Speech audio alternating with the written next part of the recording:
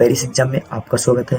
आज हम जियोग्राफी का एक नया सीरीज स्टार्ट करने वाले हैं, जिसमें कक्षा 6 से लेकर के कक्षा 12 तक की जियोग्राफी मतलब भूगोल के बारे में विस्तृत अध्ययन करेंगे।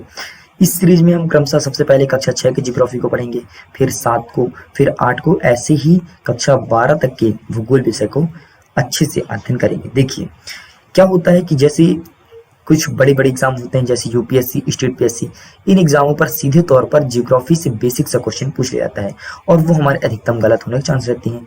इसका कारण ये होता है कि जो हम पहले पढ़े रहते हैं, मतलब जब हम क्लास में पढ़ते हैं तो वो पढ़े रहते हैं तो वो मुझे भूल गया होता है, या फिर उसको हम रिवाइज नहीं करते हैं तो वो हमें धीरे धीरे एक भूलने का पार्ट बनते जाता है।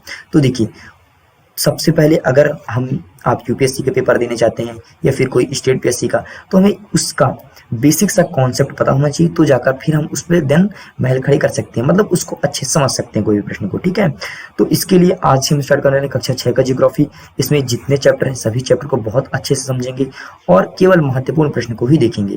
देखिए मेरा कहना यह कि जो मैं आपको इंपॉर्टेंट पॉइंट बताऊंगा या फिर डैश करके पढ़ाऊंगा या फिर जो भी इंपॉर्टेंट होगा उसको टिक करूंगा, तो आप नोट्स बना करके उसे प्रॉपर लिखते जाइएगा और सीधे वहीं से क्वेश्चन पूछ जाते हैं जो हमारा गलत होता है। तो देखिए एग्जाम के टाइम पर क्या होगा, आप अपना नोट्स ओपन करेंगे और सीधे महत्वपूर्ण प्रश्न को वहां से देख पाएंगे। ठीक है, तो चलिए स्टार्ट करते हैं। देखिए आज से हम स्टार्ट करते हैं कक्षा 6 का जियोग्राफी। ठीक है, कक्षा 6 की जियोग्राफी, इसमें सबसे पहले देखेंगे सौर मंडल में पृथ्वी, मतलब सौर मंडल में पृथ्वी कैसा है, कैसा किस स्थान पर है, कैसा बिहेवियर है पृथ्वी में, ऐसा क्या है, पृथ्वी का एकमात्र उपग्रह क्या है, इसके बारे में देखेंगे। ठीक है, फिर पार्ट 2 में कहता है ग्लोब, अक्षांश एवं देशांतर रेखाएं। तो ग्लोब तो आप सभी ने देखा, ग्लोब का आकार कुछ ऐसा होता है, इसमें कुछ खड़ी रेखाएं होती हैं और कुछ रेखाएं पड़ी होती है, बस यही इसी रेखा को ही अक्षांश एवं देशांतर रेखा कहती हैं। इसी के बारे में अच्छे से समझेंगे। फिर हमारा पार्ट 3 क्या कहता है, पार्ट 3 कहता है पृथ्वी में गतियां।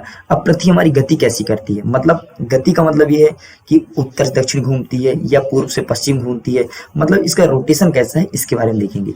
फिर पार्ट 4 में मानचित्र, तो मानचित्र के प्रकार के बारे में देखेंगे, मानचित्र के कितने प्रकार होते हैं, हम किस किस प्रकार के मानचित्र का अध्ययन करते हैं, इसके बारे में देखेंगे।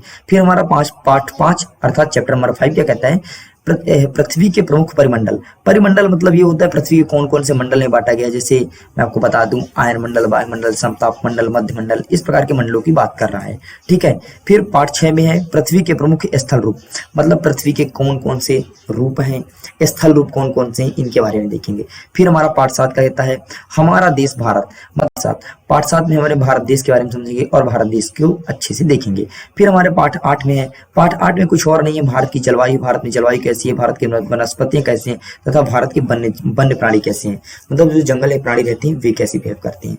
तो देखिए मैं प्रयास करूंगा कि एक वीडियो पर एक चैप्टर कंप्लीट करने के लिए कि एक ही वीडियो पर एक चैप्टर हो जाए, मुझे एक ही चैप्टर के 2-3 वीडियो नहीं बनाने पड़े, मतलब 2-3 पार्ट्स में नहीं करूँ, बस ये है कि वीडियो थोड़ी लॉन्ग रहेगा, लेकिन मैं प्रयास करूंगा कि उसमें सटीक सा आपको सही जानकारी मिल जाए।